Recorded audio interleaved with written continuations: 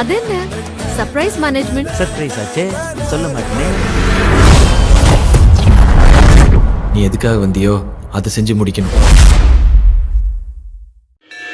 அப்படின்னா ஆசிரமத்துல இல்லையா? அதுவும் ராஜப்பா சொத்து தானே. எங்களை அங்கிருந்து வெளியே அனுப்பிட்டு ஆசிரமத்தை சீஸ் பண்ணிட்டாங்க. அப்பவே நாங்க வந்துட்டோம். இங்கதான் தங்கி இருக்கோம். ஐயோ, இத பத்தி நான் யோசிக்காம போயிட்டேனே. சரி, என் கூட வந்துருங்க. என் பேத்திக்கிட்ட சொல்லி நான் உங்க எல்லாரையும் பாத்துக்கிறேன். இல்லம்மா, உங்களுக்கு இடம் இருக்கு, நீங்க நல்லா இருக்கீங்க, அப்படியே சந்தோஷமா இருங்க. நாங்க கோயில்ல கிடைக்கிற சாப்பாடை சாப்பிட்டுட்டு இந்த இடத்துலயே அப்படியே எங்க வாழ்க்கைய நடத்திக்கிட்டு இருந்துடுறோம். பெத்த பிள்ளைங்களே எங்களை வேண்டான்னு அனுப்பிட்டாங்க.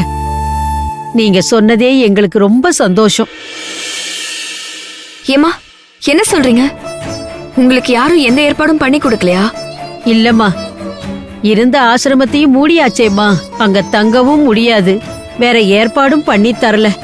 சரி, அப்ப எங்க தங்கி இருக்கீங்க? இதோ இந்த கோயில் மண்டபத்துலதான்.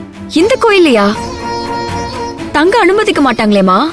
ஆமாம்மா, ஆனா பூசாரி ரொம்ப நல்லவரு. கோயில்ல தங்கறதுக்கு இடமும் சாப்பாடும் கொடுக்கறாரு. சரிம்மா, நீங்க கவலைப்படாதீங்க, நான் உங்களுக்கு ஏற்பாடு பண்ணி தரேன். ரொம்ப நல்லது. ஏதாவது ஏற்பாடு பண்ணுங்கம்மா.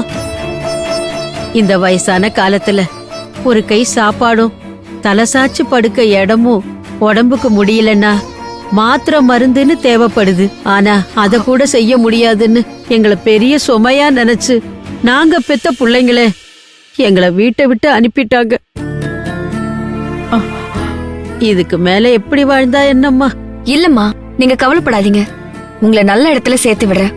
சீக்கிரமா உங்களுக்கு நல்ல தகவல் வரும். நாங்க வரோமா?